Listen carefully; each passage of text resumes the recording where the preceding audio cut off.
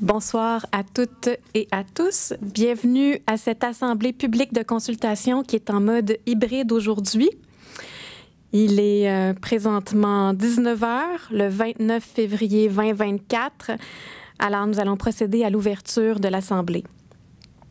Mon nom est Christine Poirier. Je suis conseillère municipale de Duvernay-Pontvio et présidente de la commission pour la modification du schéma d'aménagement qui a lieu ce soir. Merci aux citoyens et aux citoyennes qui se trouvent en ligne ce soir. On a une petite citoyenne qui est parmi nous dans la salle. On la salue. Alors, pour tous ceux qui nous suivent à distance, bonsoir, et tous ceux qui pourront revoir également cette présentation ensuite en ligne. Alors, ce soir, on a deux projets de règlement à l'ordre du jour. Le SADR 1.6 et le CDU-1-8. Avant de continuer, j'aimerais souligner la présence des autres membres de la commission de modification du schéma d'aménagement, c'est-à-dire mes collègues Yannick Langlois, conseiller municipal de Lorée-des-Bois, et Madame Isabelle Piché, conseillère municipale de Saint-François. Alors maintenant, je vais vous présenter le déroulement de la rencontre. Alors, dans un premier lieu, nous allons vous présenter les projets et nous allons vous informer des étapes à suivre et répondre à vos questions. La présentation sera suivie d'une séance de consultation écrite de 15 jours.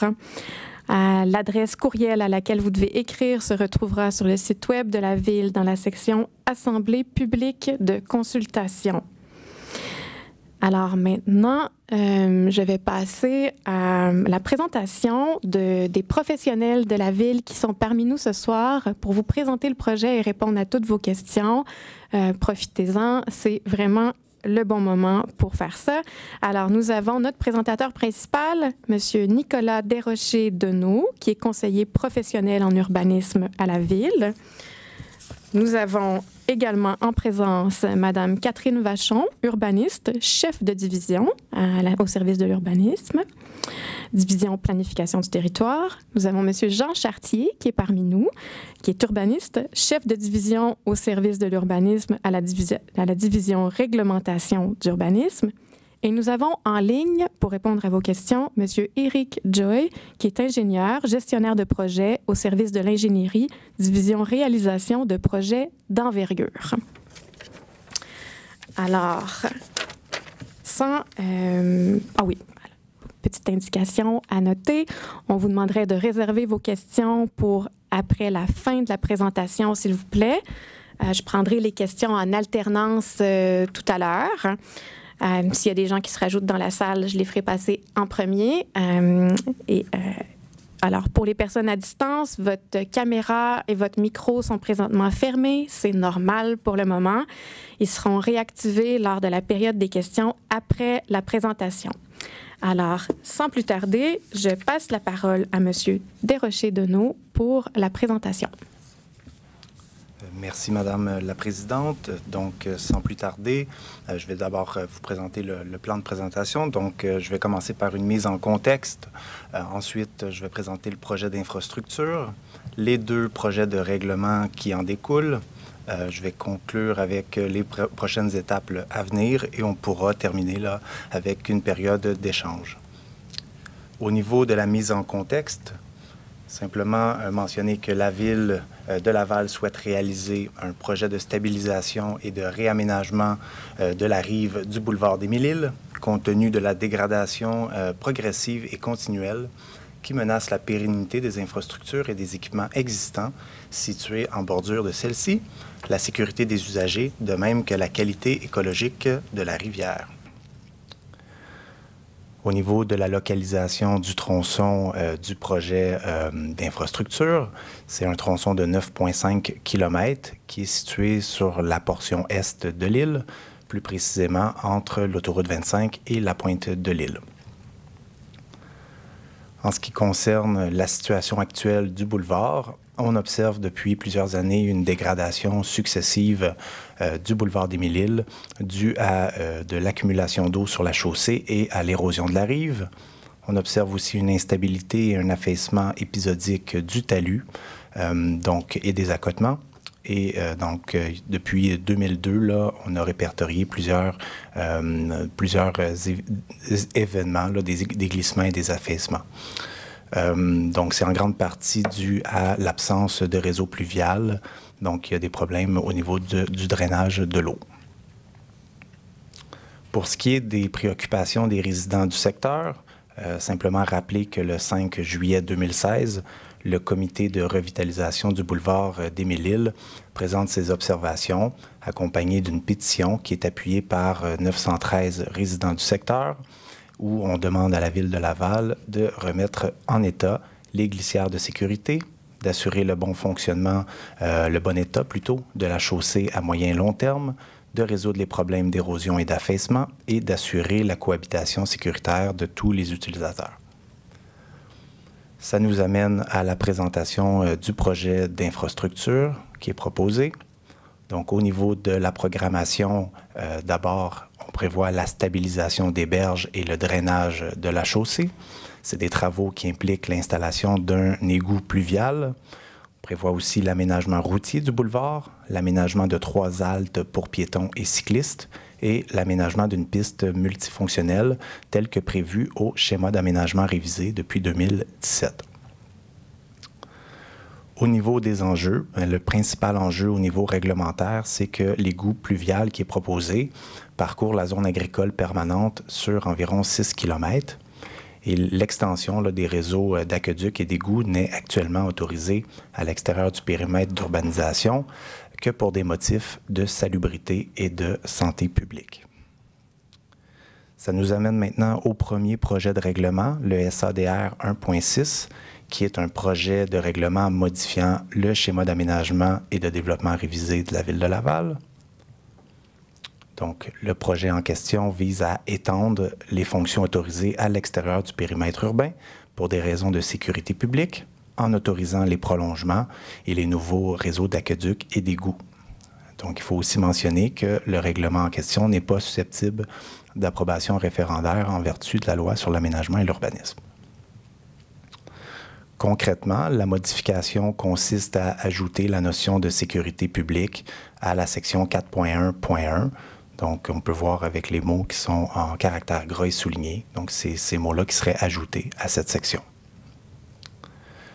Ça nous amène maintenant au deuxième projet de règlement, le CDU 1.8, qui est un projet de règlement modifiant le Code de l'urbanisme de la Ville de Laval. Donc, le projet de règlement plutôt, CDU 1.8 est un règlement de concordance avec le projet de règlement SADR 1.6 et vise à étendre les usages autorisés à l'extérieur du périmètre urbain pour des raisons de sécurité publique, en autorisant les prolongements et les nouveaux réseaux d'aqueducs et d'égouts. Le règlement de concordance en question n'est pas susceptible d'approbation référendaire en vertu de la loi sur l'aménagement et l'urbanisme.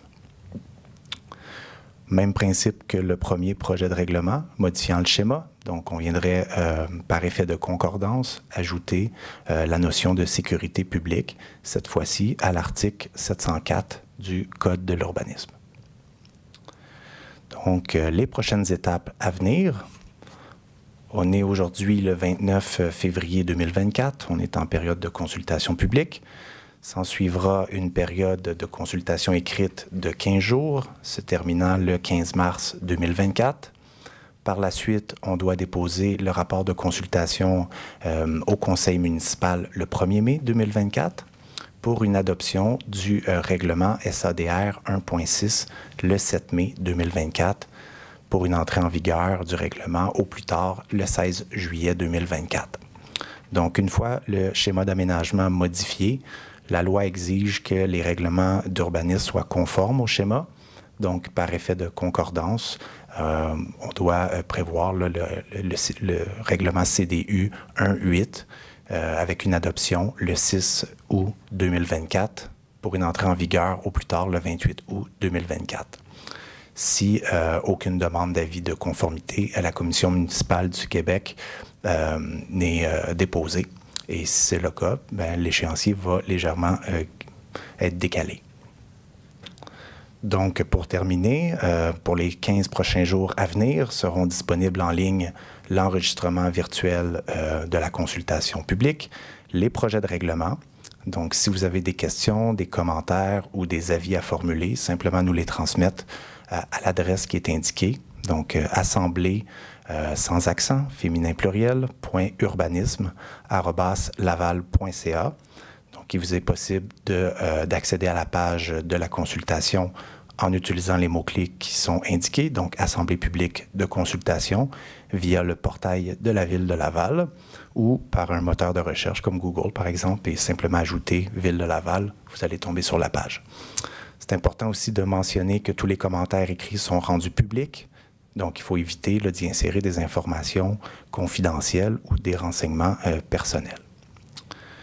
Donc, c'est ce qui met fin à la présentation. Je vous remercie pour votre attention. C'est maintenant à vous la parole. Merci bien. Merci beaucoup, M. Desrochers-Donneau. Alors, on voit à l'écran, ou on devrait la voir, oui, on la voit, la charte de participation. J'aimerais rappeler que cette charte de participation découle de notre politique de consultation et de participation citoyenne qui a été adoptée à l'unanimité par le Conseil municipal en avril 2021. Cette politique définit aussi le rôle de chacun. Alors, à titre de rappel, le Conseil municipal et l'administration s'engagent à être à l'écoute des Lavalloises et des Lavallois, de recevoir et d'analyser les avis des participants pour une meilleure prise de décision. Donc, ce soir, et particulièrement à titre de membres de la commission, on est là pour entendre et écouter les citoyens et les citoyennes. Les élus ont déjà pu poser leurs questions durant les conseils municipaux et pourront poser des questions là, après les citoyens et citoyennes si nécessaire. Alors, je vous demanderai d'être relativement succinct dans vos questions et de vous exprimer de manière respectueuse. Si vous avez une question, levez la main avec l'outil qui se présente à vous à l'écran. Vous pourrez attendre. Là. Alors, on a une première personne qui a levé la main. Il s'agit de Véronique Sénosier-Roberge. Alors, vous pouvez allumer votre caméra et votre micro devrait déjà être ouvert. Bonjour. Bonsoir, on vous entend bien. Bonsoir. Et on vous voit. Oui, merveilleux. Merci, merveilleux. J'ai une question en fait en deux volets. La toute première question, j'adore l'idée d'installer une piste multifonctionnelle puis de réaménager. Toutefois, pour les gens qui habitent sur des Mille-Îles ou qui y passent régulièrement, le boulevard est très étroit. Donc, comment concrètement est-ce que ça va se faire? Est-ce qu'on parle d'expropriation? Est-ce qu'on va refaire la berge, inventer du terrain? C'est ma question numéro 1. La deuxième question, en fait, c'est peut-être un commentaire. Je me dis que si on va faire des réservoirs pluviales puis qu'on va éventrer le boulevard des Mille-Îles, je pense que ce serait peut-être un bon moment pour penser y installer des égouts sanitaires pour les gens qui habitent sur des Mille-Îles. Je pense que ça y va pour la sécurité publique qu'il n'y ait plus de fosses septiques parce que chaque personne gère sa fosse un peu comme il le souhaite. Troisième point, j'en ai long à dire, je m'excuse, mais tant qu'à éventrer justement des Mille-Îles, je pense que ce serait chouette d'enterrer les fils électriques d'hydro, étant donné qu'à ce stade, si on passe sur des Mille-Îles, c'est vraiment bancal. La situation actuelle, c'est tout croche. Il y a des poteaux de tous bords, tous côtés qui tiennent par la grâce du bon Dieu. Donc, voilà ce que j'avais sur le cœur ce soir. Merci pour votre temps. Merci de tenir des soirées comme celle-ci pour nous permettre d'avoir une voix. Ça nous fait bien plaisir. Merci pour votre question. Alors, nous avons des professionnels qui vont pouvoir y répondre. Je vous demanderai de fermer votre micro. Et alors, peut-être, Monsieur Desrochers-Donneau, vous pourrez diriger la question à la bonne personne. Oui, bien sûr. Donc, merci, Madame Roberge, pour les questions. Je vais répondre au niveau urbanistique des questions que je suis plus à l'aise. Pour les autres, je vais les transférer à mon collègue de l'ingénierie qui est avec nous en ligne. D'abord, au niveau de la question des infrastructures, là, vous parlez d'ajouter un égout sanitaire. C'est des éléments qui sont évalués, mais c'est un peu plus compliqué que ça, puisque l'idée derrière un schéma d'aménagement, c'est qu'à l'extérieur du périmètre d'urbanisation, on ne veut justement pas exercer de pression de développement dans la zone agricole permanente. Donc, c'est pour ces raisons-là que le ministère, mais aussi la communauté métropolitaine, demande au MRC de développer, dans le fond, d'axer le développement dans le périmètre d'urbanisation. Donc, ce qu'on peut ajouter à l'extérieur du périmètre d'urbanisation, c'est très limité et c'est pour ça que même avec une modification comme ce soir, c'est à la limite de l'acceptable au niveau même gouvernemental. Donc, par exemple, c'est ça, l'idée, c'est de ne pas exercer de pression supplémentaire sur la zone agricole. Donc, en ajoutant simplement un réseau d'aqueducs pluvial, on ne vient pas non plus là, pousser le développement en zone agricole. Donc, ça c'est pour le volet urbanistique. Pour les questions plutôt relatifs à l'ingénierie, pour ce qui est de la programmation, la largeur des pistes cyclables qui est prévue, tout ça, je pourrais plutôt... dans le fond, je demanderais à mon collègue de l'ingénierie qui est plus au courant des plans qui ont été réalisés à l'externe par la firme de consultation. Dans le fond, parce qu'on a un rapport avec des scénarios qui ont été proposés. Donc, je vais laisser mon collègue de l'ingénierie répondre si M. Joy peut prendre le micro, s'il vous plaît. Merci. Oui, merci. J'espère que vous m'écoutez. Je m'appelle Eric Joy. En fait, je suis gestionnaire de projet au service de l'ingénierie de la ville de Laval. Et je suis le responsable, en fait, le chargé de ce projet-là, du projet Mille-Îles. Concernant la piste multifonctionnelle, oui, on va l'installer. Effectivement, on a une emprise qui est très, très réduite. Mais remarquez que sur le boulevard des Mille-Îles, on a beaucoup de maisons patrimoniales, si bien que l'option d'acquisition ou d'expropriation a été complètement écartée. On va travailler avec l'emprise qu'on a actuellement.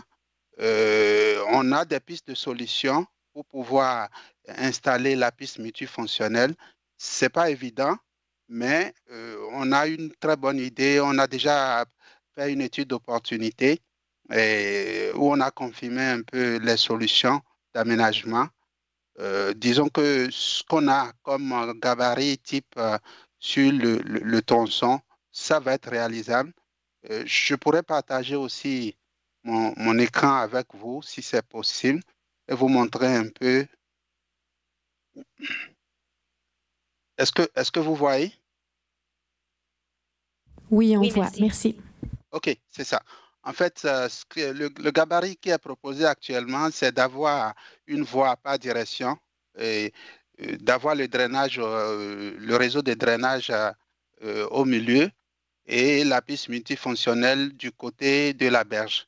La largeur de la piste multifonctionnelle qui va servir aussi bien pour les cyclistes que pour les piétons va varier de 3 mètres à 4 mètres, dépendamment de la largeur d'emprise. Il faut reconnaître que sur le boulevard des Mille-Îles, on a une emprise de largeur 7 mètres parfois qui varie de 7 mètres à 11 mètres. Donc, on va essayer d'optimiser un peu les choses tout en rendant le tronçon beaucoup plus sécuritaire. Mais à cause du fait que c'est une route patrimoniale et qu'il y a des maisons patrimoniales qui bordent le tronçon, on n'a pas envisagé l'option d'élargir le boulevard par acquisition ou expropriation. Éventuellement, si on devait le faire, le projet va coûter beaucoup plus cher et il ne sera pas viable en quelque sorte. Vous avez parlé d'installation septique. Est-ce qu'on pourrait installer le réseau d'égouts sanitaires? Si vous êtes sur le tronçon des Mille-Îles, vous allez remarquer que l'année dernière, il y a notre prestataire d'études d'opportunité qui est passé pour faire l'inventaire de tout ce qu'il y a comme installation septique sur le tronçon. On a une idée des installations septiques qui sont aux normes. On a aussi une idée des installations qui ne sont pas aux normes. La raison pour laquelle nous, on modifie le schéma d'aménagement, c'est beaucoup plus pour des raisons de sécurité. C'est pour sécuriser le boulevard.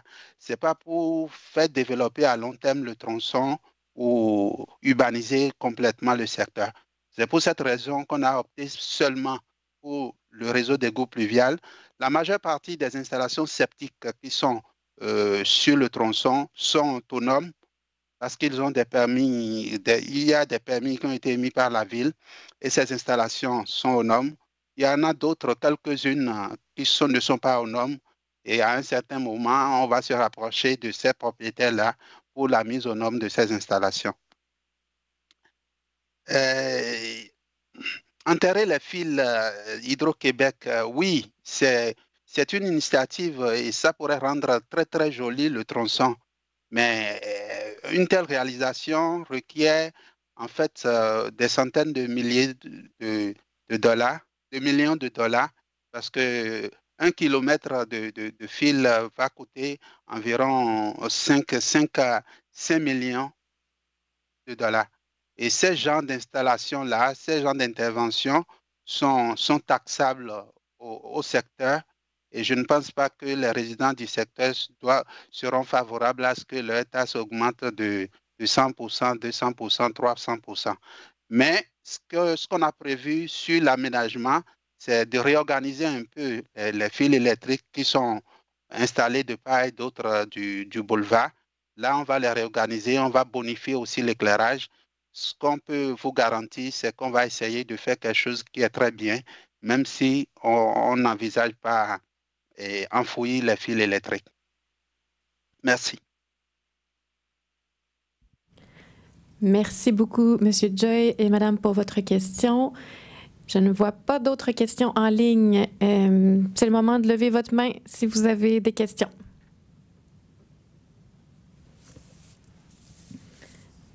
Je vous laisse quelques instants encore.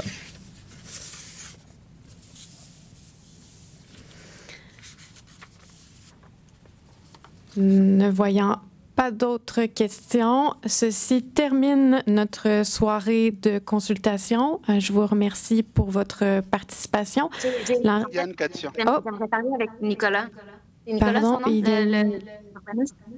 j'entends des voix, je ne sais pas si tout le monde les entend là aussi. Alors, je vois qu'il y a Véronique qui a levé la main de nouveau. La parole est à vous. Bonjour, merci beaucoup pour les réponses. Joy, c'est beaucoup plus clair. J'ai bien hâte de voir ce qui va être proposé au final par rapport à l'aménagement. J'ai une question par contre pour Nicolas. Et aussi, dans un sens, pour Joy, on dit qu'on ne veut pas faire du développement additionnel dans le secteur puis maintenir que ce soit agricole. Je pense que sur tous les terrains disponibles, il y a déjà des propriétés. Fait qu'on ne parle pas nécessairement de développement additionnel, mais que de permettre aux gens d'avoir des égouts sanitaires, c'est plus que chouette. Je comprends que d'ajouter les égouts pluviaux, ça a été de pousser la limite par rapport au sens de la loi, mais si on peut pousser la limite clairement, c'est qu'on peut la pousser un peu plus loin pour avoir véritablement ce qu'on veut, là, j'imagine.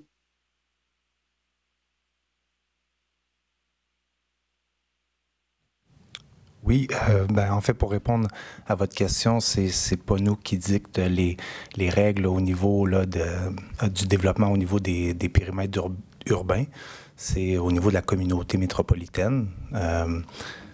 Il y a une raison pourquoi on ne peut pas étendre les réseaux à l'extérieur des périmètres urbains, c'est pour éviter l'étalement. C'est des règles d'urbanisme qui ne sont pas dictées par la Ville de Laval. Nous, on les applique au niveau de nos schémas d'aménagement. Comme vous l'avez bien dit... Mais l'étalement, il est fait. C'est clairement pas TOD ici. L'étalement est fait. Moi, ce que je demande, c'est pour les gens qui sont sur Mille-Îles, est-ce que c'est possible d'avoir éventuellement des égouts? Là? On n'est pas TOD, on le sait. C'est évident. Là. Merci. Ça dépend de quelle propriété. Si on est situé en zone agricole permanente, ce qu'on vous dit, c'est que c'est plus difficile de modifier un schéma. Et même si on le modifie pour autoriser ce type d'infrastructure, ça va nous être refusé par soit la communauté métropolitaine ou le ministère, le MAMACH, autrement dit. Donc, autrement dit, chaque schéma d'aménagement, lorsqu'on les modifie, on doit avoir des approbations au niveau provincial, mais aussi au niveau métropolitain. Donc, on peut peut écrire ce qu'on veut dans les schémas, mais il faut que ça soit approuvé par les instances des paliers supérieurs. Donc, c'est pas aussi simple que ça. Et donc, en espérant que ça répond à votre question. Oui, merci. Merci beaucoup. Alors,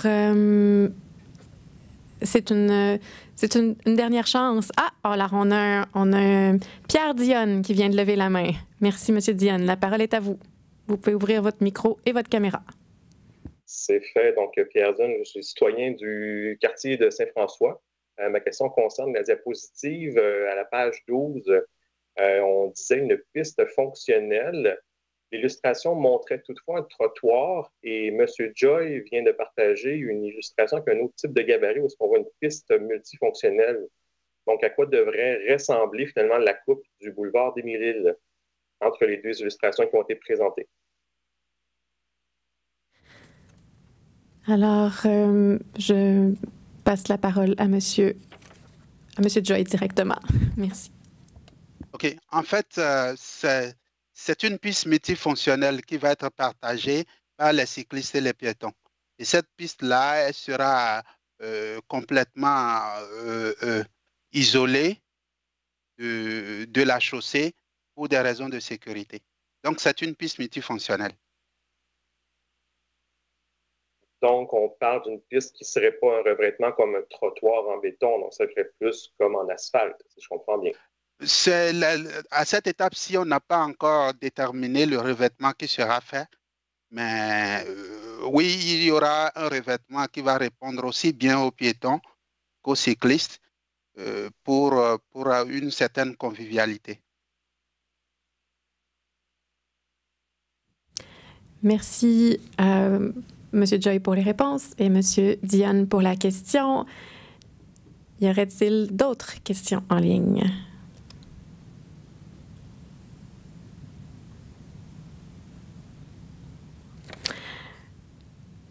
Alors, je crois que ceci termine réellement notre soirée de consultation. Je vous remercie encore une fois pour votre participation. L'enregistrement de la séance et la présentation seront disponibles à partir de demain sur le site web de la Ville de Laval.